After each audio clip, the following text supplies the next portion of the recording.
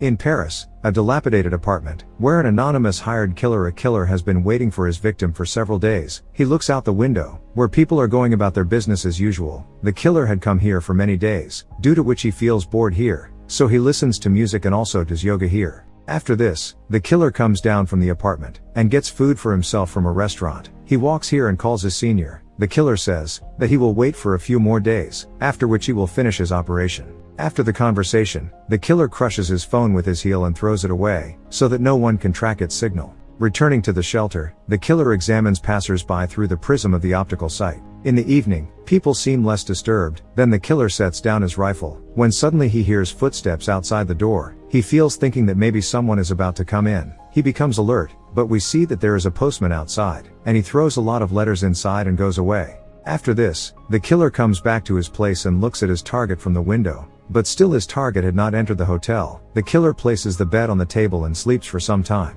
After some time, the alarm of the clock rings, and the killer immediately gets up from the bed. When he checks the hotel, he sees that his victim has arrived there and a girl also came there with him. Now the victim is in front of him, so the killer carefully prepares a shot. While in the hotel, the girl was pleasing the victim. She gives him alcohol to drink and dances in front of him, while the killer also monitors through the vision lens. He was waiting for an opportune moment. Now the target was at the right point, so the killer shoots, but misses his mark. Despite his carefully organized preparations, he accidentally shoots the girl. The bodyguards had spotted the murderer, so they quickly pulled back the curtain. The killer misses hitting his target, so he quickly packs all his belongings and comes down from the apartment. He starts running away from here with his bike. On the way, he throws all his things at different places. The killer sees that the police are after him, so he takes his bike through the streets to escape from them. Eventually, the killer escapes from the police, and he comes to a deserted place and parks his bike. After which, he comes to a nearest public toilet. He takes a thorough bath to remove the smell of gunpowder from his body, and changes his clothes.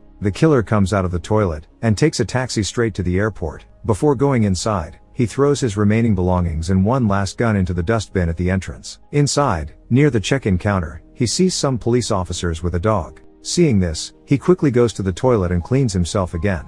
After this, the killer gets a call from his senior, who had given the contract to kill the man. The senior tells him that you could not kill your target, due to which the client is very angry on us, because you could not kill the target, hence the target has increased his security, due to which, now it is impossible to kill him. The killer feels a little tense after listening to the senior's words, so he breaks the mobile phone, and throws it in the dustbin and goes away. He is sitting in the waiting area waiting to board the plane, when he sees a man wearing dark glasses. Seeing that man, the killer becomes suspicious and thinks that perhaps the man is following him. After boarding the plane, the man was continuously looking at the killer. When the killer lands at his destination, he still sees the same man here. Now he was completely sure that the man was following him. After arriving at the hotel, the killer sets up everything at the door and sits on the sofa with a knife, so that he can attack him when the assassin comes to kill him. But even after waiting all night, no one comes, so the killer takes his second flight in the morning, and goes to the Dominican Republic, where he has a secret hideout on the beach. On reaching his address, he sees some shoe marks and many cigarette butts at the entrance. Seeing this, he understands that someone has definitely come here. The killer takes his gun, and runs towards the house cautiously, as he was sure that uninvited guests were still waiting for him inside the house. But when he comes inside, he finds household items scattered and some blood stains, but he does not find anyone. The killer had left his girlfriend here, but she was also not found here. But then he came to know on the phone that his girlfriend was in the hospital. The killer comes running to the hospital. The girl's brother is sitting there in the hospital, and he tells him everything that his sister told him. He tells that there were two attackers, a man and a woman. The aim of both of them was not robbery at all, because as soon as they came into the house, they started beating my sister. When they saw that the girl was about to die, they left her there, and ran away in a green taxi. On the other hand, when the girl regains consciousness, she tells that the attackers were searching for her, but she did not tell them anything. Hearing this, the killer gets very angry, after which, he turns on John Wick mode and starts digging his backyard. He pulls out of the ground a special safe, filled with all kinds of interesting things. He packs a suitcase with a bunch of fake documents, weapons, and clean clothes, after which he goes hunting. The killer wanders around the city, and locates a green taxi. Investigation reveals these taxis are booked well in advance of the ride.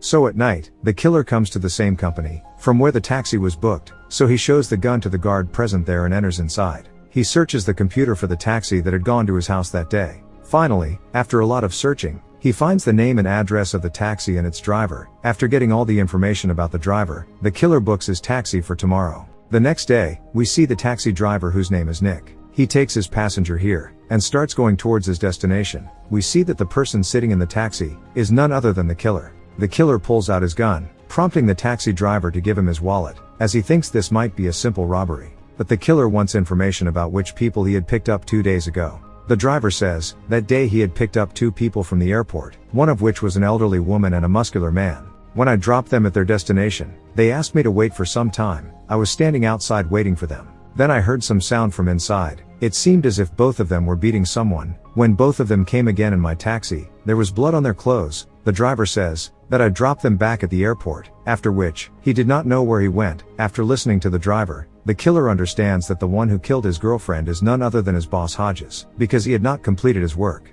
So Hodges sent 2 of his men to his house to kill him, but he was not home, so they beat his girlfriend. After knowing everything, the killer comes to New Orleans, because his boss Hodges lives in this city. After coming here, the killer first rented a van, and then changes its number plate. The next morning, the killer comes near Hodges' office disguised as a cleaner and goes inside with a courier boy, so that no one can see his face. Now the killer has come inside, so he first comes to Dolores' office. Dolores gets scared the moment she sees him. After which, she takes him to Hodges' office. On the killer's orders, Dolores ties Hodges to a chair, after which the killer locks Dolores in the washroom. Hodges looks at the killer and asks him, "Why are you here?" Hearing this, he comes near him and breaks his laptop. Hodges says that you missed your target during the mission, due to which the client got very angry at me. The client is a very powerful man, who wants no one to know about his plan, so he gave me a contract to kill you. The killer asks him, who were those 2 killers who came to my house? But Hodges doesn't tell it about them. The killer was very angry, so he kills Hodges here. He puts her body in a dustbin and comes back to Dolores. He has come to kill Dolores, but she makes a deal with him, in which she will give the killer the names and addresses of the 2 who went to her house. In exchange, the killer must release him. The killer accepts the deal.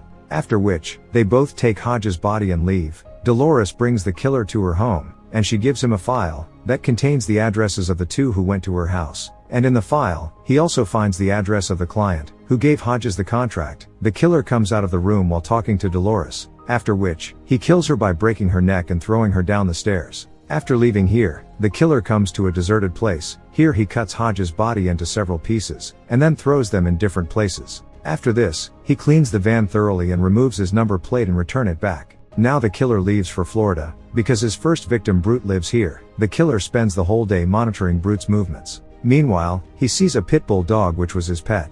At night, to complete his mission, the killer comes near Brute's house. Here the dog barks at him, but he throws a piece of meat at him, in which he had mixed sleeping medicine. After eating the piece of meat, the dog falls asleep. After which, the killer comes inside and starts searching for Brute with his gun. But Brute was also waiting for him. There is a long fight between the 2. Brute was very fast, due to which he overpowers the killer, but the killer somehow takes his gun and kills him. Hearing the sound of the bullet, the dog also stands up and starts chasing the killer, but he quickly comes out and closes the gate, so that the dog cannot reach him. The killer burns down Brute's house, so that there is no evidence against him. After eliminating his first target, the killer now heads to New York, because his second target is there. He follows a white-haired woman named Expert. When Expert is having dinner at a restaurant, the killer also goes there. He sits right across from her, so Expert recognizes who he is. She asks him to have the last meal of the night with her, because she knows the killer is here to kill him. She offers him a drink, but he doesn't drink. Expert says that we did not want to kill you, but you missed your target that day, due to which the client gave us the contract to kill you, because he did not want any evidence left in his work. Expert says, I know you have come here to kill me.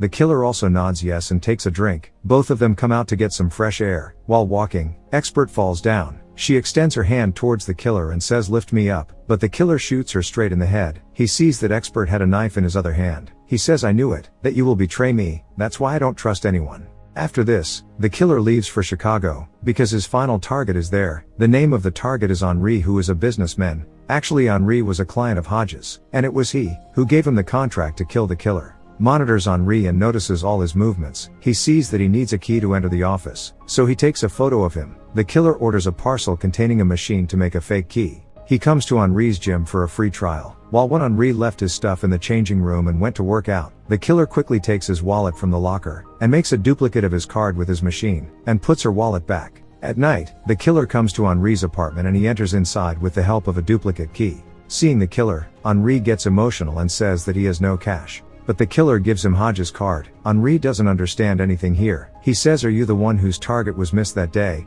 Henri says, "I had given Hodges the task to kill a man. I did this work for the first time, so I don't have any idea about it. That day you missed the target." After which I got a call from Hodges. He told me that my target was missed, so I told him that it is okay, it happens sometimes. But Hodges told me that your work is not completed, due to which in return, we will destroy all the evidence of our involvement in this mission. After hearing which I said, "Okay, you can do as you like." I don't know what Hodges did after that. The killer says, "Don't you really know what Hodges did?" Henry says, "Yes, I really don't know anything." The killer leaves Henri alive and says, that if you ever try to find me, I will come to you again and will punish you severely. Saying this, he leaves from here. The killer comes back to Dominican Republic and starts living with his girlfriend. He is now retired from his work and decided to live alone with his girlfriend.